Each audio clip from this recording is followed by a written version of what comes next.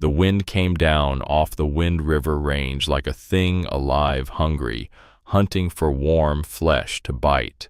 It rolled through the streets of Silver Creek, Wyoming territory on that bitter November afternoon in 1886, dragging powder snow off the rooftops and hurling it sideways through a sky already going gray with the promise of worse to come. In the middle of the muddy thoroughfare, a woman stood alone. Her name was Eliza Whitmore, 22 years old, a bride. She did not look like the women of Silver Creek. They wore wool and oilcloth and sturdy brown boots made for snow and slop. She wore white, a wedding dress sewn by her own hands across long Boston nights, fitted at the bodice with small pearl buttons running down her back, the skirt layered in soft tulle and lace, the hem already 3 inches deep in frozen mud. She had a small bouquet of dried wildflowers in her hands, picked along the train tracks somewhere outside Cheyenne. She had a tiny gold cross at her throat. She had a leather valise at her feet that held everything she owned in this world. She was a soft woman, round of cheek and full of figure, her hips wide beneath the white skirt, her bosom rising and falling beneath the lace bodice with quick, frightened breaths. Her hair was honey blonde, pinned up beneath a small veil that the wind kept trying to tear away. Her eyes were the color of cornflowers in a Massachusetts summer, wide and wet and afraid. In her gloved hands beside the wildflowers, she clutched a small silver-framed photograph. The picture showed a young man with a kind face and dark eyes. His hair was tousled. He was smiling at the photographer the way a man smiles when he is happy and does not know it. Ezra Hawthorne, 26 years old, the man she had crossed 2,000 miles to marry, the man who, according to the gentleman now walking toward her across the boardwalk, had been dead for 3 months. Josiah Blackwood was 48 years old and dressed like an undertaker in a velvet waistcoat. His hair was slicked back with bear grease, and his pale eyes had the calm, flat shine of a snake watching a sparrow. He smelled of bay rum cologne and stale cigar smoke, and when he smiled at Eliza, he showed only the front of his teeth. "Miss Whitmore," he said. His voice was too soft.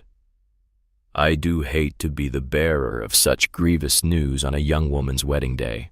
The wildflowers slipped from her gloved fingers and fell into the mud at her feet.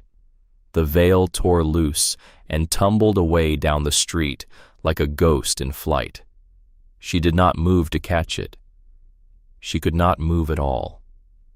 The world had narrowed down to the small silver photograph in her hand, and the warm, kind face inside it, and the awful word the banker had just spoken. Dead. Her lips formed the question without sound. He answered it anyway. "A hunting accident," Blackwood said, watching her face. 3 months passed, up in the high country. The Hawthorne brothers buried him on their ridge before the first frost, a tragedy, a great tragedy.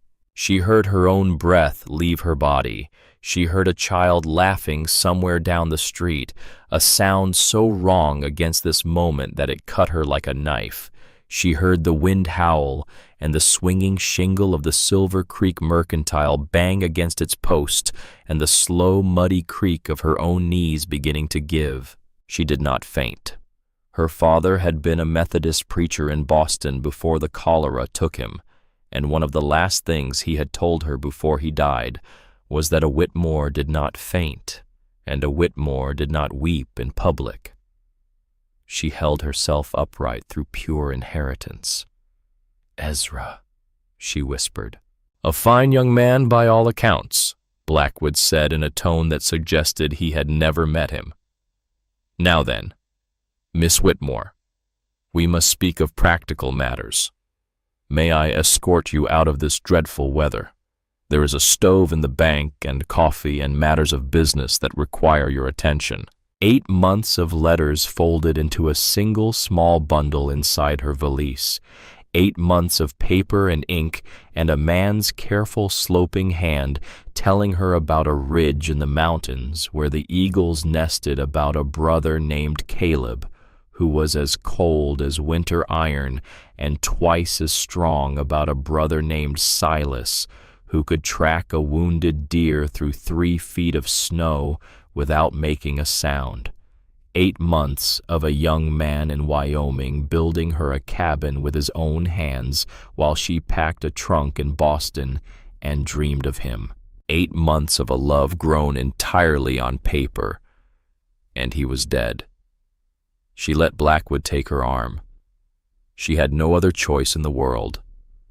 She walked beside him across the boardwalk, her muddy white hem dragging while the citizens of Silver Creek watched her from doorways and from windows and pretended they were doing other things. Inside the bank, a black iron stove threw a circle of dim heat. Blackwood sat her down in a leather chair and offered her coffee in a tin cup, which she did not drink. He sat opposite her behind a heavy oak desk and folded his hands together like a man at prayer. "Now then," he said, "your young man, the late Mr. Hawthorne, did some unwise borrowing in the months before his unfortunate end. Farm implements, a new plow, lumber for that little cabin he was so fond of building, a loan in the amount of $600 secured against his portion of the family land." She stared at him. She did not understand the words. She understood only that he was speaking and that each word he spoke pushed her further out into the cold. When he passed, Blackwood went on, the obligation did not pass with him. It transferred as is customary to his betrothed. "You, Miss Whitmore." "I have no money," she whispered. "No," he said. "I imagine you do not. A young woman all alone in the world, no family, no friends, 2,000 miles from anything she knows." Something in his voice changed then. It went smoother. It went oilier. He leaned forward over the desk, and she saw for the first time that the pale eyes were not flat at all. They were hungry. "There is a way," he said softly, "for a girl in your position to clear her debts. The Golden Spur Saloon just across the way. The proprietor and I have an arrangement. The upstairs rooms. A pretty thing like you, well-fed, soft, in all the right places. You would pay the $600 down inside of a year, perhaps less." She did not understand him at first, and then terribly she did. A heat rose in her face that had nothing to do with the stove. She stood up so fast the chair scraped backward across the floorboards. The tin cup of coffee fell and rolled and spilled brown across the wood. "I am the daughter of a minister of God," she said. Her voice shook, but it did not break. "I would sooner freeze in the street than do what you suggest." Blackwood looked at her for a long moment. Then he smiled. The smile did not reach his eyes. "Miss Whitmore," he said gently, "I rather think you may get the chance to do exactly that." He raised one finger. The bank's back door opened, and a man walked in. He was a brute. There was no other word for him. 6.5 feet of lump and muscle stuffed into a stained sheepskin coat, with a face like a punched leather saddle and small wet eyes set too close together. A revolver hung at his hip. He smelled of whiskey and old sweat. Higgins was the name Blackwood used. Mr. Higgins, as though that made him a gentleman. "Mr. Higgins," Blackwood said, never taking his eyes off Eliza. "Miss Whitmore has refused our hospitality. Please escort her from the premises and from the town. Silver Creek has no use for vagrants." Higgins grinned. It was a slow grin and a wet one, and it went on for a long time. "My pleasure, Mr. Blackwood," he said. He took her by the upper arm. His grip was not the grip of a man who had ever in his life been gentle with a woman. He hauled her toward the door. She tried to take her valise and he kicked it backward across the floor. "Won't be needing that," he said. She thought of fighting him. She thought of biting his hand. But she was 22 years old and 5 feet and 3 inches tall and weighed not much over 140 pounds, and he was twice her size and full of liquor and meanness, and she knew without having to be told that fighting him would only make him enjoy what came next. He threw her out into the street. She landed on her hands and knees in the freezing mud. The white skirt of her wedding dress went from soiled to ruined in an instant. The pearl buttons at the back of her bodice tore loose, and 3 of them rolled away into the slush like little teeth. The cold went through the wet fabric and into her skin, and she gasped at the shock of it. Higgins stepped down off the boardwalk and stood over her. He drew back his boot. "Pretty little Boston girl," he said. "Let's see if you bounce." The kick caught her in the ribs. She heard herself cry out. She tried to crawl, and he kicked her again, a 3rd time. The mud was in her hair now and her mouth, and she could taste blood from where her teeth had cut her lip. She rolled onto her side. Through the haze of pain, she saw the tiny silver photograph of Ezra Hawthorne lying in the mud beside her. She reached for it with one shaking gloved hand. The glass was cracked across his smiling face. She closed her fingers around it. She closed her eyes. She heard her father's voice far off and long ago reading from the book of Psalms. "The Lord is my shepherd. I shall not want." She heard her mother humming over a sewing basket in a Boston kitchen that no longer existed. She heard Ezra's voice, though she had never in her life actually heard it, only read his words. "I want you to meet my brothers, Eliza. They are my family and they will be yours." And then, beneath her cheek, pressed against the cold, wet ground, she felt the earth begin to shake. It was not a tremor. It was not the wind. It was the low, steady rhythm of something heavy approaching and approaching fast. Hooves. 2 sets of them. Big horses moving at a hard trot coming straight up the main thoroughfare of Silver Creek from the north end of town, from the road that led down out of the high country. Higgins drew back his boot for another kick. He never delivered it. A voice cut through the wind like an axe through pine. "Step away from her." It was not loud. It did not have to be. It was the kind of voice that came up out of a deep chest and a deeper anger, and it carried across the street the way thunder carries across a valley. Every head in Silver Creek turned. Eliza forced her eyes open. 2 riders had stopped in the middle of the street no more than 30 feet from where she lay. 2 black draft horses, enormous beasts with steam rolling off their flanks, their breath pluming white into the cold air, and on their backs, 2 men. 2 giants. She had never in her life seen men so big, not in Boston, not on the train, not anywhere.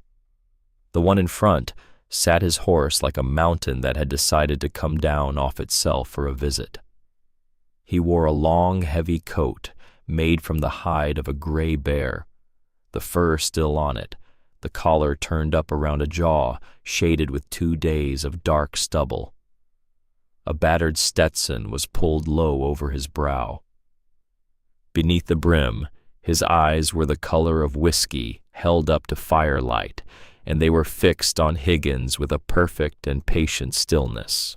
The other man rode just behind, younger by a year or 2, leaner with a long old scar running pale down his left cheek from temple to jaw. He had a Winchester rifle across his thighs, and his eyes were not on Higgins at all. They were everywhere else, on the rooftops, on the alley mouths, on the bank windows behind which Josiah Blackwood had gone very still. He was a hunter, that one. You could see it in the way he sat the saddle, watching everything at once. The first rider swung down off his horse. He did it in one movement, smooth as water for a man so big, and the ground seemed to give a small, soft thump when his boots hit it. He was easily 6 feet and 8 inches tall. His shoulders blocked the dim afternoon sun. He did not look at Higgins as he walked past him. He did not seem to see him at all. He walked straight to where Eliza lay in the mud, and he knelt down on one knee beside her, and the knee in its worn denim sank slowly into the slush. Up close, his face was a hard face, carved by weather and by something else, something heavier. There were small scars at his temple and along his jaw. There was a deeper line between his brows that suggested grief had lived there for a long time and had no plans to move on, but his hands were gentle. He drew a clean, folded handkerchief from inside his coat, white linen, a surprising thing in the hands of a man who looked like he had been carved out of the side of a mountain. He unfolded it, and very carefully, very slowly, he wiped the freezing mud away from the corner of her mouth where the blood was. His hand was the size of a dinner plate. It was scarred across the knuckles. It shook very faintly as he touched her. She looked up into his eyes. "You're the girl," he said. His voice was a low rumble, and there was something in it that was almost broken. "You're the girl Ezra wrote about." She tried to speak. She could not. She nodded instead, and the tears she had been holding back since Boston finally broke loose and ran down her muddy face. The big man closed his eyes for a single second. When he opened them again, the gentleness was still in them. But behind the gentleness, something terrible had moved into place. "My name is Caleb Hawthorne," he said. "That man on the horse is my brother Silas. Ezra was our brother." The word was, past tense. It hit her like another kick from Higgins's boot. "He's truly dead," she whispered. "He is," Caleb Hawthorne said. "And he did not die hunting, ma'am. He was murdered." His eyes lifted then, just for an instant, just enough to find the bank window where Josiah Blackwood was standing behind the glass. Caleb's jaw tightened. "And we know who did it." Behind him on his horse, the brother Silas spoke for the first time. His voice was lower and softer than Caleb's, and somehow worse for being softer. "You're hurt, ma'am." "I am," she said. "That ends now," Silas said. What happened next would be talked about in the saloons and the church basements of Silver Creek for a generation. Caleb Hawthorne stood up. He turned slowly until he was facing Higgins. The brute had taken 3 steps backward and was working very hard at appearing not to have moved at all. His hand had drifted toward the butt of his revolver, but had not yet committed to the journey. "You laid hands on her," Caleb said. It was not a question. Higgins answered it anyway with the kind of high false laugh that men use when they have just understood that they have made a serious mistake. "Now look here, mister. This here is bank business this little gal owes a debt to." He never finished the sentence. Caleb closed the distance between them in 2 strides. He did not draw a weapon. He simply reached out with one enormous hand and took Higgins by the throat and lifted him clean off the boardwalk and held him there at arm's length, the brute's boots kicking 8 inches above the wood. Higgins's face went red, then purple. His hand finally remembered the revolver and clawed for it, but Silas had already swung down off his horse on the far side, and before Higgins's fingers could close on the butt of the gun, a long bone-handled hunting knife was resting flat against the soft skin under Higgins's jaw. Silas had crossed the street so quietly that Eliza had not seen him move at all. "Wouldn't," Silas murmured almost kindly. truly wouldn't. Caleb held the man up there a moment longer. He spoke low for Higgins alone, but the wind carried it. "You ever lay your hands on a woman again in this town, or any other, my brother and I will hear about it. And we will come for you, and there will not be a piece of you left big enough for the wolves to fight over. Do you understand me?"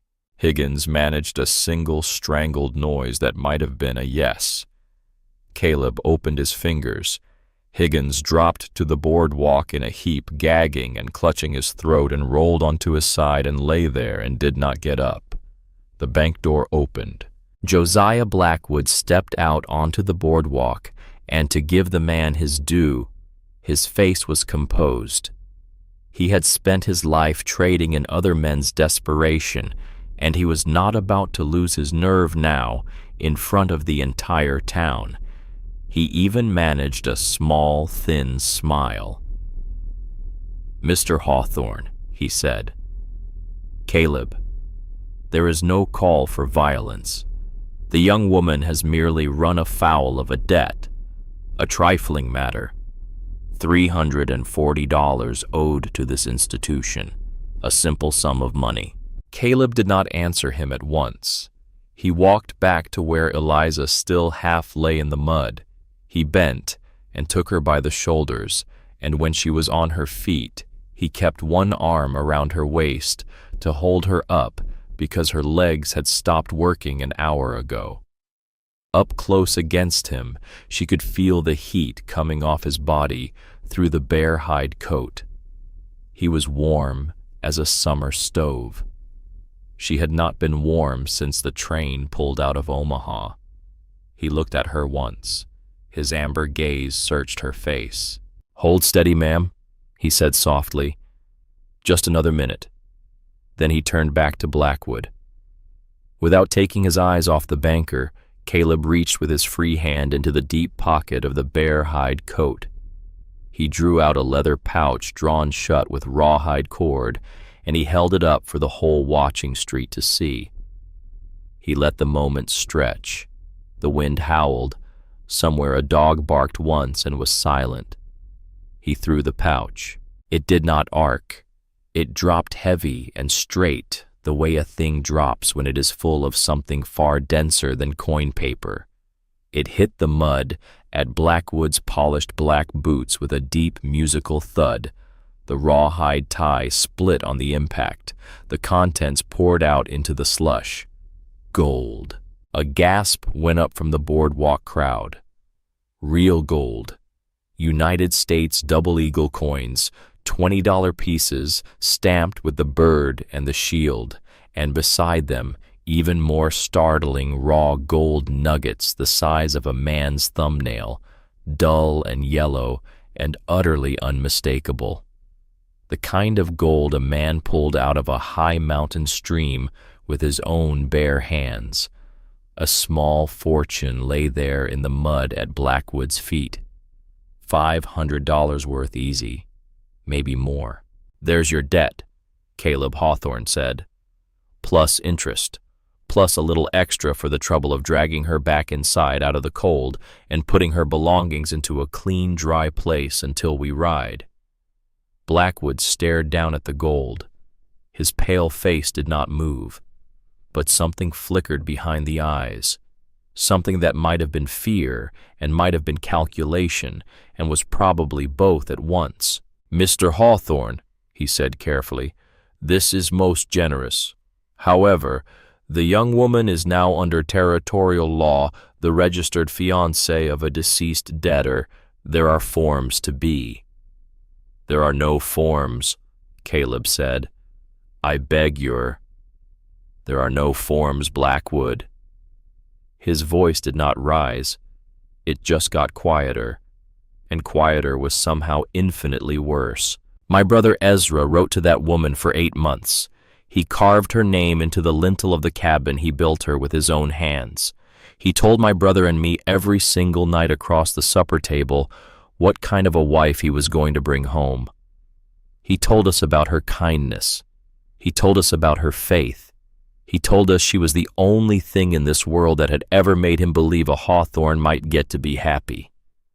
Caleb took a single step forward. She is family. She is a hawthorn in every way that matters under God, even though they never got the chance to stand before a preacher. And any man Blackwood, any man at all, who lays his hands on her, or speaks ill of her, or so much as looks at her sideways from this day forward, will answer to my brother and me. Are we entirely clear? Silence. The banker's tongue darted out and wet his lips. He looked at the gold. He looked at Higgins, still wheezing on the boardwalk. He looked at Silas, who had not moved his knife and had not changed his expression. "We are clear, Mr. Hawthorne," Blackwood said quietly. "Good," Caleb said. "Now pick that up, every last coin of it. Wipe the mud off it. Mark her debt paid in your ledger in ink that won't come out, and bring her belongings back out of your bank in the next 2 minutes, or I will come in there and get them myself, and I will not be careful with your furniture." He waited. Blackwood, slowly, like a man much older than he had been an hour before, knelt down in his good wool trousers in the freezing mud of his own street, and he began picking up the gold. Eliza watched him. Some part of her, some small mean part she had not known she possessed, took a kind of fierce private pleasure in seeing the man who had ordered her thrown into the street kneel down at last in the same mud he had thrown her into. The bank's back door opened. A clerk came running out with her valise. Silas took it from him without a word and carried it across to the horses. And then Caleb Hawthorne did the thing she would remember for the rest of her life. He bent and slid one arm beneath her knees and one arm beneath her shoulders, and he lifted her off the ground as easily as a man lifts a child. She weighed nothing in his arms. She put her head against the rough, warm fur of his coat without thinking about it, and she breathed in pine smoke and saddle leather and gun oil, and the deep, clean smell of cold mountain air, and something inside her chest that had been frozen solid since Boston cracked just slightly and let in a sliver of warmth. "Easy," he murmured into her hair. "I've got you. Just rest." He carried her to his horse. Silas was already mounted again, the valise tied behind his saddle.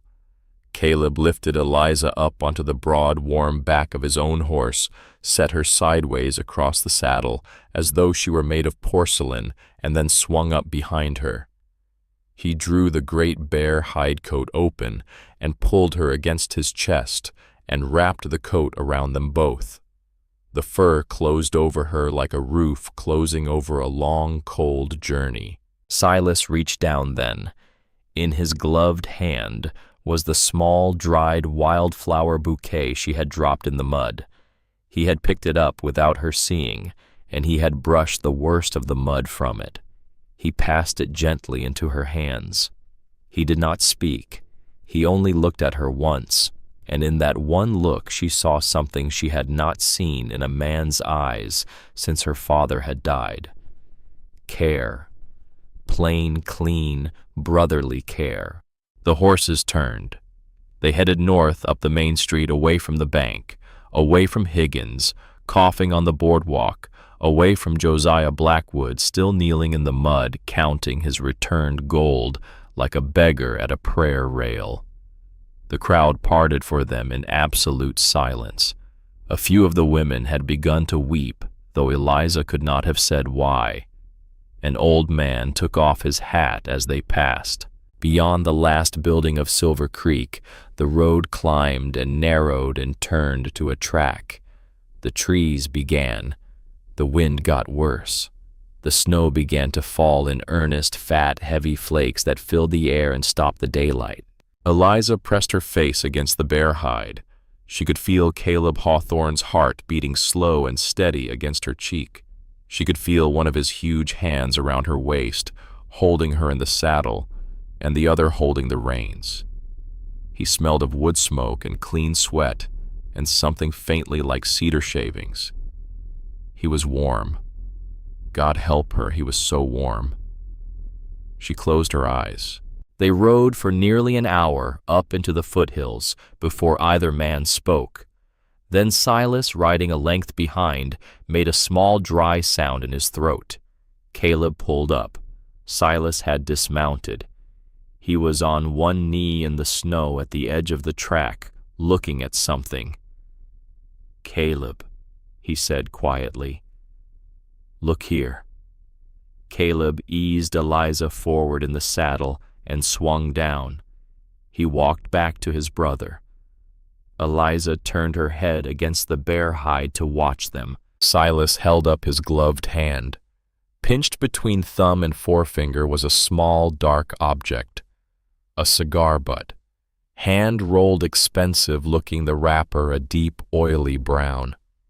Even from 20 feet away, Eliza could smell the sweetness of the leaf. Cuban tobacco. Not the kind of thing a working man smoked. Not the kind of thing anyone in Silver Creek smoked except Blackwood, Caleb said softly. "Aye," said Silas, "and not from today. That butt's been there at least a day, maybe 2, frozen into the slush before the new snow." Caleb looked up the track toward the high country, toward home. "They were watching the trail, Silas, before she ever stepped off the train." The two big men were quiet for a moment in the falling snow. Eliza, lying against the saddle, could not hear what passed between them, but she did not have to. She understood it in the set of Caleb Hawthorne's shoulders.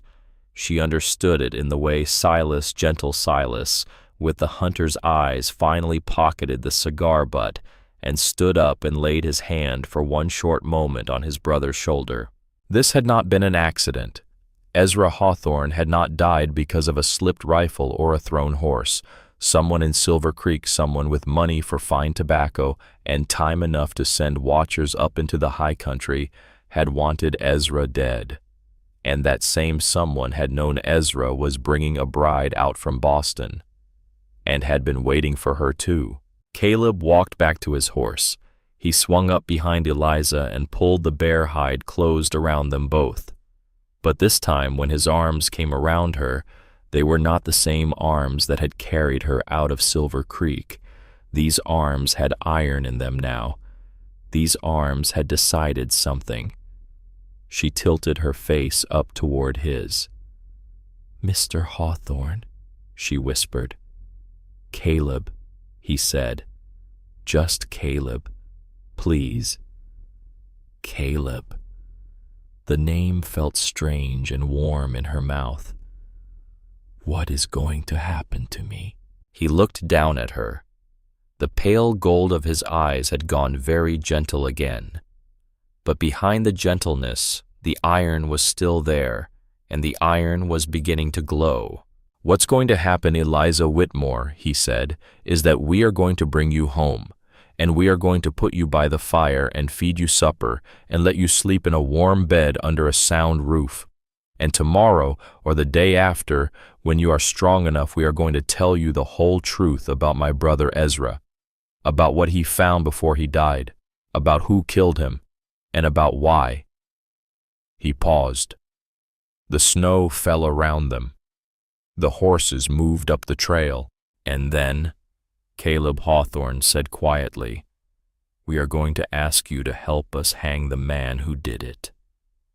Eliza stared up into his face. She was a minister's daughter from Boston.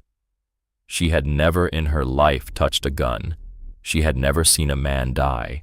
She had crossed a continent to be a wife and a mother in a small cabin in the mountains with hens and a kitchen garden and Sunday hymns at a window looking out on pine trees. She thought of Ezra's silver-framed photograph cracked across the smiling face lying somewhere in the mud of Silver Creek's main street. She thought of Josiah Blackwood kneeling in that same mud picking up gold. She thought of her father's voice far off and long ago. "The Lord is my shepherd. He leadeth me beside the still waters. He restoreth my soul. She drew in a slow breath of cold mountain air. She felt the heart of Caleb Hawthorne beating against her cheek, slow, steady, patient as the mountains themselves. Mr. Hawthorne, Caleb. She closed her hand more tightly around the small, frozen wildflower bouquet that Silas had given back to her. When you are ready to ask me, I will be ready to answer. He looked down at her for a long moment. Then very slowly the Iron Man with the bear hide coat smiled. It was a small smile and a tired smile, and a smile that did not entirely reach his eyes. But it was the first one she had seen on his face, and it was real. Ezra was right about you, he said softly. Was he? He said you were braver than you knew. The horses climbed on. The snow thickened. Behind them, Silver Creek disappeared into the white.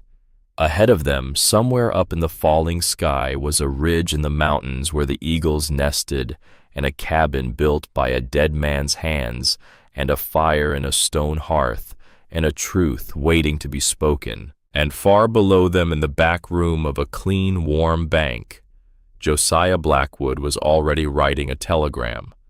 The address was Cheyenne. The message was short.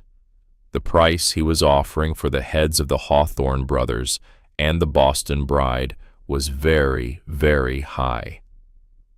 The wind off the Wind River Range came down out of the high country and rolled over the trail behind them and covered their tracks in the falling snow and went on down toward Silver Creek hunting for warm flesh to bite.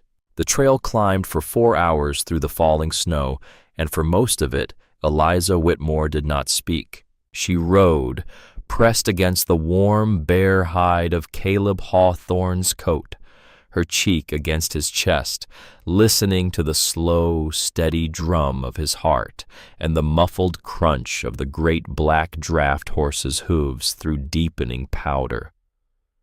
Behind them, Silas rode with his Winchester laid across his thighs and his eyes on the trees, and every quarter-mile or so he would turn in the saddle and look back the way they had come, the way a man looks who has been hunted before. The light went out of the sky, not all at once. The way light goes out of a high-country sky in November, slow and gray and final, the clouds dropping lower, until the world became a single white room with no walls and no ceiling. The wind sang through the lodgepole pines. Snow built up in the creases of Caleb's coat and on the brim of his hat, and he did not bother to brush it away. Eliza had thought she knew what cold was. She had thought she had known it walking to the dressmaker's shop in Boston in February with snow in her boots. She had been a fool. Boston cold was a polite cold. Boston cold gave you time to get inside. The cold of the Wind River Range was a different animal entirely. It was a wolf cold. It came up under the skirt of her ruined wedding dress and wrapped itself around her bones, and if not for the bear hide coat folded around her and the heat of the man inside it, she understood she would be dead by sundown. She was 22 years old. She had been thrown into a muddy street, kicked in the ribs by a brute, told that the man she had crossed a continent to marry was murdered, and was now riding side saddle into the teeth of a Wyoming blizzard, wedged between the chest of one giant and the hooves of another giant's horse behind her, with a small frozen bouquet of wildflowers clenched in her gloved fist. A small wild laugh tried to come up out of her throat. She pushed it back down. If she let it out, she was not sure it would stop. Caleb felt the small shake of her shoulders. He misread it. Cold, he murmured, the single word warm against the top of her head. Yes. Not much further. He shifted in the saddle, and the bear hide closed tighter around her, and she felt him bend his big body slightly to put more of himself between her and the wind. He did it without thinking about it. the way a man shields a candle. She closed her eyes against the rough fur of his coat, and for the first time since the train had pulled out of Boston 11 days before, she let herself rest. When she woke, the trail had ended. The two great horses had stopped at the lip of a small, high valley folded in among the peaks. Below them, sheltered by a windbreak of ancient ponderosa pines, 100 feet tall lay a homestead. A long, timbered cabin sat at the heart of it, its peeled log walls so weathered they were nearly silver smoke curling thin and steady from a stone chimney. A barn, a horse corral, a woodshed stacked with split firewood under deep eaves, and 100 yards off downhill from the main house set in its own small clearing among the pines, a second cabin, smaller, newer, the wood still pale and golden, still smelling even from this distance of fresh sap. Caleb did not say anything for a moment. He simply held her there in the saddle and let her see it. "Your brother built that," she whispered. "He did. For me. He did." Caleb's voice was very low. 6 months. With his own 2 hands. Wouldn't let me or Silas hammer a single nail. He said it had to come out of him. Said you'd feel it in the walls when you walked in. She made a small sound that was not quite a sob. "There's a porch," she said. "There is. He wrote to me about a porch. He said in the letters. He said there would be a porch with 2 chairs on it where we could sit in the evenings and watch the eagles come back to their nests." "There are 2 chairs," Caleb said quietly. "He set them out himself the morning he was killed." The wind moved through the high pines. Eliza did not weep. Something in her was past weeping for the moment. She only looked down at the small, new, golden cabin in its clearing, and at the 2 empty chairs that were too far away to see, but that she knew were there.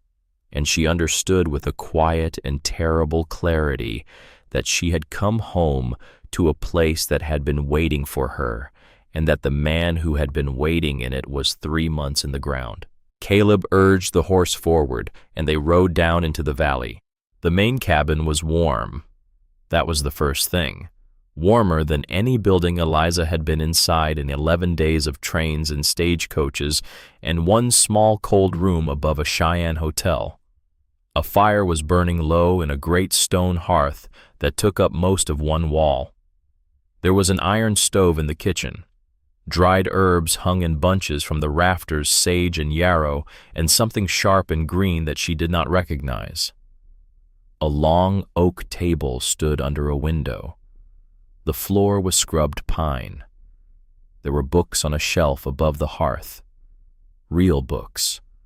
A worn family Bible. A volume of Tennyson. A surveyor's manual. A copy of Pilgrim's Progress with a child's careful pencil marks in the margins. Caleb carried her through the door without setting her down, kicked the door shut behind him with one heel crossed to the great elk-hide armchair pulled up before the hearth, and set her into it as carefully as if she might break. Silas came in behind them, set her valise on the floor, and went straight to the kitchen without a word. Within 2 minutes, he had a kettle on water boiling and was breaking dried thyme into a tin cup over the bones of yesterday's roasted chicken. "You'll want to get out of that wet wool, ma'am," Caleb said to her. His voice had gone gentle again. He had crouched down in front of the elk-hide chair so his face was level with hers, and he was looking at her the way a man looks at a wounded fawn. He has carried out of a thicket, afraid that any sudden movement might send the small life in it skittering away forever. "There are dry clothes in the chest at the foot of the bed in the back room," he said. "Shirt of mine. It'll swallow you whole, but it'll be dry and it'll be warm. Wool socks in the same chest. Take whatever fits. There's water on the stove for washing. Silas and I will keep to the front room." She nodded. She tried to speak. She found that she had no voice. He saw it. He did not push her. He only stood up, and as he straightened to his full towering height, he did one more thing. With his big scarred right hand, very carefully, he reached out and lifted a single muddy strand of honey-blonde hair away from her face and tucked it behind her ear. It was the most tender gesture she had ever received from a man. She had received gentler gestures from her father, certainly, but she had been a child then. This was the gentleness of a grown man, a man who had killed and would kill again, and who was looking at her now as if she were the only soft thing left in his entire world. He turned away before she could thank him. He did not want thanking.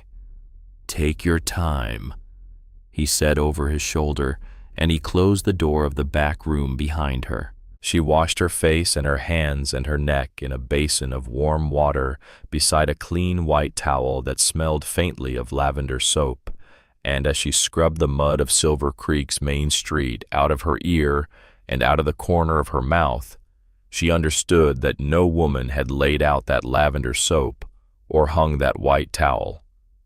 The Hawthorne brothers had set out lavender soap for a guest, or for a sister-in-law that was meant to come home with their younger brother. She found the chest. She found the flannel shirt. It was wool-lined and red and gray checked and had been mended at one elbow with small, careful black stitches in a hand she somehow knew was not Caleb's nor Silas's. Ezra had mended his own elbow. Ezra had sat by this same fire and pushed a needle through this same wool. She held the shirt against her face for a long time before she put it on. It did swallow her whole. It came down nearly to her knees. The cuffs covered her hands, and she rolled them back twice. There was a pair of knit wool stockings in the chest, thick and soft, and she pulled them up to her thighs. She unpinned what was left of her destroyed hair and let it fall down her back in heavy honey waves. She walked out into the front room of the cabin in a man's flannel shirt and wool stockings, and nothing else, with her own ruined wedding dress folded over her arm, and her face pink from the basin, and her cornflower eyes very tired and very wide. Both brothers stopped what they were doing. Silas, kneeling at the hearth, feeding a fresh log to the fire, looked up and went perfectly still. Caleb, who had been pouring black coffee into a tin cup at the kitchen counter, set the coffee pot down with the kind of careful, deliberate motion a man uses when he is afraid his hand might shake. Neither of them stared. They had been raised better than that. But for one held breath, neither of them could quite manage to look away either, and Eliza understood in a soft, astonished flash what she must look like to them. Not a Boston charity case in a ruined dress, not a stray to be fed and pitied. A woman, plump and warm and golden, standing in their dead brother's flannel shirt, with her hair down around her shoulders in the firelight of the only home they had. She felt the heat climb all the way up her throat and into her face. Caleb cleared his throat. "Coffee, ma'am," he said, and he held out the tin cup. It was the most ordinary words in the world, and they broke the spell, and she crossed the floor and took the cup from his big, scarred hand and wrapped both her own around it, and the world came back into shape. Silas stood up from the hearth. He was a little shorter than his brother and a little leaner, and the long, pale scar down his left cheek caught the firelight when he moved. "I made you a tea, ma'am, with thyme and a little whiskey in it. For the cold and for the bruises both. Drink the coffee first, then the tea. Sit by the fire. Do not get up until I tell you to. We have soup on. There is bread." He said all of this in the soft, low voice of a hunter speaking to a frightened thing, and then he set a steaming bowl of beef and potato soup on the small table beside the elk-hide chair and stepped back out of arm's reach. She sat. She drank the coffee. She drank the tea. She ate the soup slowly, and when the bowl was empty, Silas came and took it without comment and refilled it without asking, and she ate that one too. By the time the second bowl was empty, the first true warmth she had felt since Boston was beginning to creep up out of her belly and through her arms. She set the bowl down. She closed her eyes for what she thought would be a moment, and she fell asleep in the elk-hide chair with the firelight on her face. When she woke, the cabin was quiet. A blanket had been laid over her, real wool, heavy, smelling faintly of cedar from a chest. The fire had been built up. Outside the windows, the snow was coming down in great, soft, heavy flakes, and the wind had risen, and the world beyond the glass was a roaring white nothing. Caleb sat at the long oak table under the window with a Bible open in front of him, but he was not reading it. He was looking at her. When he saw her eyes open, he did not say anything for a moment. He only watched her come back into the room from wherever sleep had taken her. Then he lifted his big hand and rubbed it slowly across his stubbled jaw. "There's something on the bed in the back room," he said quietly. "Something Ezra left. We didn't open it. He wrote your name on it. I think it's time you read it, ma'am." She found it lying on the patchwork quilt of the small bed in the back room, where someone, probably Silas, had folded down the covers as though for a guest. A single sheet of paper folded in thirds, sealed with a brown drop of candle wax. On the outside, in a young man's careful sloping hand, the writing she would have known anywhere in the world. "For Eliza, when she comes." She sat down on the edge of the bed in the dead man's flannel shirt and broke the seal. "Eliza, my darling, I am writing this tonight by lamplight at the kitchen table in the big cabin. Caleb is asleep in his chair by the fire. Silas is out on the porch in the cold, the way he likes to be when there is too much to think about. I am setting this down because something is wrong in Silver Creek, my love, and I do not know if I will be alive to meet your train. I have seen things this past week I was not meant to see. Papers in the back of Mr. Blackwood's safe, numbers that do not match the books out front, names of men I know to be dead, signing for loans that were never paid back. There is a kind of wickedness happening in that town that runs deeper than one bad banker. It has reached up into the hills. It has touched our family in ways I cannot tell you here. If I am still walking this earth when you arrive, I will tell you everything in person, sitting on the porch of our cabin while the eagles come home to roost. We will laugh about how I worried. We will be married in the church on the Sunday after you arrive." "But Eliza, if I am not here, if something has happened, then please listen to me now." "Trust my brothers. Trust Caleb most of all. He looks like a stone wall, and he is, but only on the outside. Inside, he is the gentlest man I have ever known. He lost his wife Lenora 5 years ago in childbirth. The babe with her. He has not let a soft word into his heart since. He will not seek you out. He is too proud and too broken. But Eliza, my darling, if the worst has happened, do not run from him. Sit by his fire. Read his Bible aloud to him in the evenings. Cook him a meal. Be patient with him. He is a man who has forgotten that he is allowed to be loved, and he has been waiting all his life without knowing it for someone like you. I have loved you, Eliza, more than I know how to say. I have loved you in every letter. I have loved you in every nail I drove into the cabin I built for us. If I get to be the man who grows old with you, I will count myself the most blessed man Wyoming ever held. But if not, if God has another plan for us, then know that I want my brother to have the chance to be happy that I will not get. I want him to find in your face what I found in your letters. I want our family to go on even if I cannot go on with it. I love you. I have always loved you. Your Ezra." She read it through once, then a second time. Then she sat very still on the edge of the bed for a long, long time.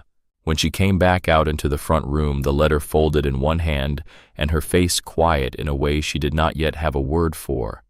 Caleb Hawthorne was standing at the long table with his back to her. He had heard her open the door. He did not turn around. She crossed the floor. She stopped a few feet behind him. She did not know what to say, so she did not say anything at all. She only laid the open letter very gently on the table beside his big scarred hands. He read it. He did not move for a long time after he reached the end. The fire popped softly. The wind howled outside. Somewhere in the back of the cabin, Silas had quietly closed a door to give them privacy. When Caleb finally lifted his face, the amber of his eyes was wet. 2 clean tracks ran down through the dark stubble of his cheeks. He did not wipe them away. He did not seem to know they were there. He looked at her, and his mouth opened and no words came out. She reached up. She was 1.5 feet shorter than he was, and she had to stand on her toes a little. She placed her small, soft hand against his rough, wet cheek. "He loved you very much, Mr. Hawthorne." "I know it," he whispered, "and he loved me." "I know that too." "Then we will mourn him together," she said, "and we will not be ashamed of it. And when the time comes, we will see his murderer hang. But tonight we will eat supper, and we will read the Psalms, and we will sit by the fire." Caleb Hawthorne closed his eyes. A great shuddering breath went out of him.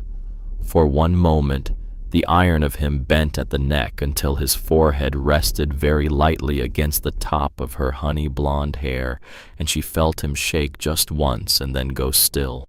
He stepped back. He cleared his throat. He turned away to the fire and put another log on it, and did not look at her for several minutes, and she let him have those minutes, and when he turned around again, his face was Caleb Hawthorne's face, once more, calm, patient, iron. But behind the iron, something had let go. The blizzard locked them inside the high valley for 7 days. In a Boston parlor, 7 days alone in a cabin with 2 unmarried men would have been a scandal sufficient to ruin a young woman for life. In a Wyoming Territory blizzard at 9,000 feet, with the snow piled past the windows and the temperature dropping below 0 each night, it was simply how people stayed alive. Silas slept in the loft above the kitchen. Caleb slept on a bedroll on the floor in front of the hearth, refusing every offer of his own bed. Eliza slept in the small back room behind a heavy door that Caleb himself oiled the hinges of on the 2nd day so that it would close softly and stay closed. By day, they made a life. On the first morning, she could barely lift her arms. The bruises along her ribs from Higgins's boot had bloomed black and blue and yellow. Silas brought her a salve in a small clay pot and showed her how to work it gently into the skin. He did not touch her himself. He only showed her on the back of his own forearm and then handed her the pot. He had old scars on that forearm, she noticed. A long, pale knife scar, a round, puckered scar that could only be a bullet. The brothers Hawthorne had been doing something other than trapping in these mountains for a long time. On the 2nd day, she was strong enough to stand at the kitchen counter, and so she made bread. She had not made bread in a year. The flour was good. The lard was clean. She kneaded the dough with both small, soft hands, while Caleb pretended to mend a strap of harness at the table and watched her instead, and Silas brought in armloads of firewood and pretended he was not watching her too. When the loaves came out of the iron stove, golden and crackling and filling the whole cabin with the smell of something a home is supposed to smell like. Both brothers sat down at the table without a word and ate 2/3 of the first loaf with butter and salt, before either of them seemed to remember to chew. "My wife used to make bread like this," Caleb said quietly, looking down at the crust on his plate. He did not look up at her when he said it. "Lenora, 5 years gone. She would have liked you, ma'am. She had a way of turning a hard man's morning into something easier just by being in a room.